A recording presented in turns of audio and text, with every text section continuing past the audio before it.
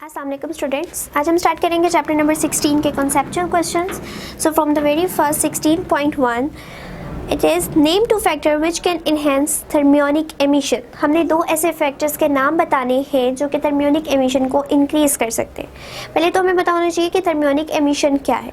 Thermionic emissions mean जैसे ही हम heat provide करें और इलेक्ट्रॉन जो है वो इमिट हो जाए, ठीक है। हीट प्रोवाइड करने से इलेक्ट्रॉन की एमिशन हो जाए तो उस प्रोसेस का क्या नाम है? उसका नाम है थर्मियोनिक एमिशन।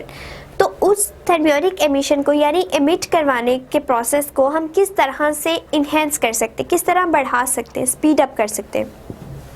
तो उसके लिए हमारे पास जो दो फैक्टर है, मेजर फैक्टर, पहला है टेम्परेचर, ठीक है। टेम्परेचर को जैसे जैसे हम इंक्रीज़ करेंगे हमारी थर्मियोनिक एमिशन जो है वो इंक्रीज़ कर जाएगी, ठीक है। सो पहला फैक्टर हमारा कौन से हमारा है टेम्परेचर। सेकेंडली अगर हम सरफेस एरिया को इंक्रीज़ कर दें, ठीक है, जिस चीज़ से भी हम इमिट करवाना चाह रहे हैं इलेक्ट्रॉन्स को, लाइक कोई भी हमारी फिलामेंट है इस तरह से, अगर हम उसका एरिया बढ़ा दें, ठीक है, इस तरह से, तो जितना एरिया ज़्यादा होगा उतने ज़्यादा क्या होंगे? इलेक्ट्रॉन इमिट हो सकते हैं। सो थर्मियोनिक एमिशन के प्रोसेस को इंक्रीज़ करने के लिए जो हमारे पास मेजर फैक्टर्स आते हैं जिनको इन्हेंस करने से हम थर्मियोनिक एमिशन को इन्हेंस कर सकते हैं, वो है टेम्परेचर एंड सरफेस एरिया। सो ये था हमारे 16.1 का answer. The next one is 16.2। 16.2 is give 3 reasons to support the evidence that cathode rays are negatively charged electrons. So 3 ऐसी reasons देनी है जिससे पता चले कि जो हमारा electrons है, सॉरी कैथोड रेज है, वो बेसिकली नेगेटिव चार्ज कैरी करती है, यानी वो इलेक्ट्रॉन ही है, ठीक है। सो पहला हमारा क्या है कि जैसे ये क्रिएट होती है ये मूव कर जाती है टुवर्ड द एनोड, ठीक है, when they are created by the thermionic emission, ठीक है, when या इस तरह करते हैं by thermionic emission,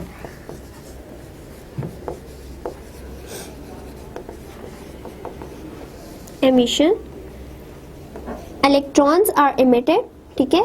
electrons को मैं इस तरह से लिख रही हूँ,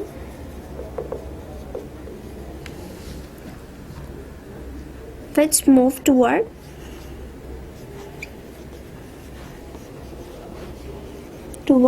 एनोड, ठीक है। और एनोड के अंदर की तरफ मूव करने से क्या मुराद है कि हमारे जो जैसी थर्मियोनिक एमिशन होती है तो इलेक्ट्रॉन्स क्या करते हैं? वो इमिट होते हैं और इमिट होते साथ ही जब आगे वो मूव करते हैं तो एनोड की तरफ अट्रैक्ट कर जाते हैं, ठीक है। तो उनके एनोड की तरफ अट्रैक्ट करने का मतलब है कि उनके ऊपर कौन सा चार्ज है? They carry the negative charge. It means वो क्या है? इलेक्ट्रॉन्स ही है। सेकेंड हमारी रीज़न क्या है कि अगर हम इसके ऊपर इलेक्ट्रिक फील्ड अप्लाई कर दें, ठीक है, इलेक्ट्रिक फील्ड अप्लाई करें, तो इलेक्ट्रिक फील्ड अप्लाई करने की वजह से क्या होता है कि हम पोटेंशियल डिफरेंस क्रिएट करवाते हैं, ठीक, और हम 2 मेटल प्लेट्स लेते हैं, ठीक, इस तरह से कि हमने 2 मेटल प्लेट्स ली एंड यहाँ से हमारे इलेक्ट्रॉन्स इमिट होके आ रहे हैं। इन मेटल प्लेट्स को हमने अटैच किया हुआ है बैटरी के साथ, ठीक है। तो इसका क्या मतलब है? अब हम लोगों ने इसके ऊपर क्या प्रोवाइड कर दिया है? इस पे हमने इलेक्ट्रिक फील्ड प्रोवाइड कर दी है। तो जैसे ये हमारी जो मेटल प्लेट्स के ऊपर इलेक्ट्रिक फील्ड अप्लाई की गई है तो यहाँ से इलेक्ट्रॉन मूव करेंगे और चूंकि ये पॉजिटिव के साथ कनेक्ट है तो इसके ऊपर क्या है? पॉजिटिव पोटेंशियल, और हमारे इलेक्ट्रॉन्स क्या करेंगे? इस पॉजिटिव की तरफ मूव करना शुरू कर देंगे, ठीक है। सो इससे क्या पता चलता है कि जो हमारे हमारी जो कैथोड रेज यहाँ से एमिट होंगी वो क्या करेंगी, बल्कि तो मैंने इलेक्ट्रॉन बीम ही प्रोड्यूस करवा दी, जो हमारी कैथोड रेज प्रोड्यूस होंगी वो क्या करेंगी? जैसे ही हम इलेक्ट्रिक फील्ड को अप्लाई करेंगे तो वो पॉजिटिव पोटेंशियल की तरफ मूव कर जाएंगी। तो जिससे क्या आइडिया हमें मिलेगा कि इनके ऊपर नेगेटिव चार्ज है, यानी कि ये इलेक्ट्रॉन्स ही है, ठीक है। थर्ड हमारे पास क्या रीज़न है कि अगर हम मैग्नेटिक फील्ड अप्लाई करें, ठीक, तो मैग्नेटिक फील्ड अप्लाई करने से भी क्या होता है कि जो जैसे हम मैग्नेटिक फील्ड अप्लाई करते हैं तो ये पॉजिटिव वाली डायरेक्शन की तरफ नहीं बल्कि उसके ऑपोजिट डायरेक्शन में मूव करती हैं, ठीक है। तो उस डायरेक्शन की डिफ्लेक्शन की वजह से उन जो हमारी रेस है उनकी डिफ्लेक्शन जैसे ही होती है उसकी वजह से हमें पता चल जाता है कि ये क्या कर रही है, इनके ऊपर नेगेटिव चार्ज है, ठीक है, ये नेगेटिव चार्ज को कैरी कर रही है, इसी वजह से ये ऑपोजिट टू पॉजिटिव डायरेक्शन ये मूव कर रही है, ठीक है। तो हमें इन तीनों चीज़ों से यही बात पता चली कि जो हमारी कैथोड रेज हैं उनके ऊपर नेगेटिव चार्ज है, यानी कि वो इलेक्ट्रॉन ही है, ठीक है। सो ये था हमारा 16.2 का आंसर।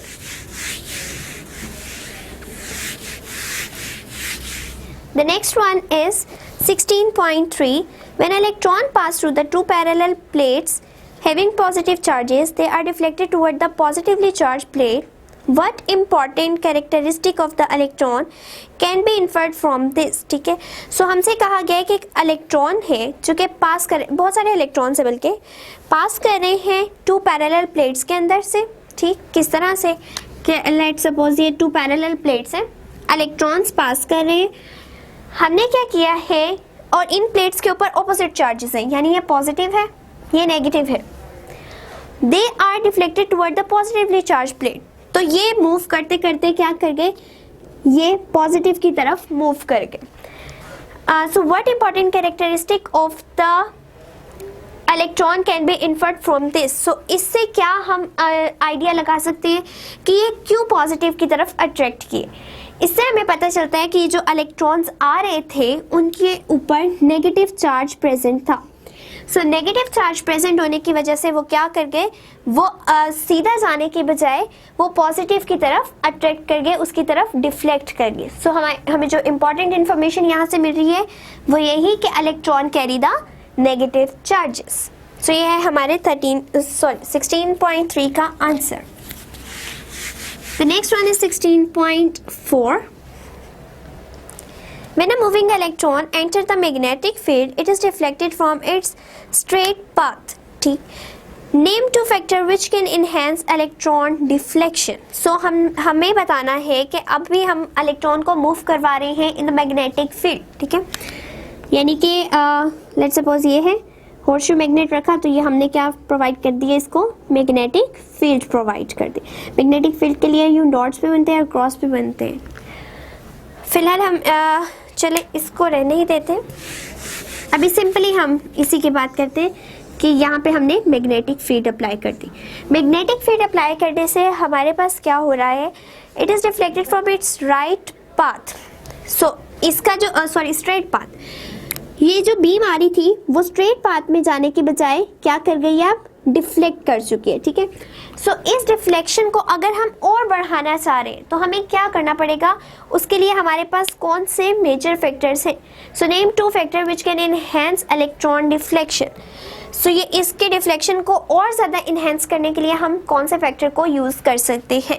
नंबर 1 इज़ अगर हम मैग्नेटिक फील्ड को ही इंक्रीज कर दें, ठीक है, जो मैग्नेटिक फील्ड हम अप्लाई कर रहे हैं उसी को और ज़्यादा कर दें तो डिफ्लेक्शन और ज़्यादा हो जाएगी, ठीक है, यानी डिफ्लेक्शन ऑफ इलेक्ट्रॉन को इन्हेंस किया जा सकता है अगर हम मैग्नेटिक फील्ड को बढ़ा दें, ठीक है। तो पहला फैक्टर हमारा कौन सा हो गया कि मैग्नेटिक फील्ड जैसे ही हम इन्हेंस करेंगे हमारी ऑटोमेटिकली जो डिफ्लेक्शन रेट है वो भी इंक्रीज कर जाएगा। सेकेंड है कि अगर हम स्पीड को बढ़ा दें, यानी इलेक्ट्रॉन्स की स्पीड इस तरह हो कि वो ज़्यादा तेज़ हो जाए, तो क्या होगा, इनकी डिफ्लेक्शन ऑटोमेटिकली ज़्यादा इन्हेंस हो जाएगी, ये ज़्यादा तेज़ी से डिफ्लेक्ट करना शुरू कर देंगे इस तरह से, और ज़्यादा इलेक्ट्रॉन्स जो है वो डिफ्लेक्ट कर पाएंगे अगर बहुत स्पीड से ये प्रोसेस चल रहा हो, ठीक है। तो आप एक सिंपल एग्जांपल ही ले लें, कोई भी चीज़ हो अगर आपने उसको स्लो मोड पे रखा हुआ है वो आहिस्ता आहिस्ता चलेगी, ठीक है। अगर उसी को आप ज़्यादा स्पीड उसकी कर दो तो वो बहुत तेज़ी से मूव करना शुरू कर देगी इस तरह से, ठीक है। तो यहाँ पे भी क्या होगा कि अगर हम मैग्नेटिक फील्ड को इन्हेंस कर दें या हम स्पीड को बढ़ा दें तो ऑटोमेटिकली जो हमारी डिफ्लेक्शन है इलेक्ट्रॉन्स की वो भी इंक्रीज कर जाएगी इन्हीं टू फैक्टर्स के साथ। सो ये था हमारे 16.4 का आंसर।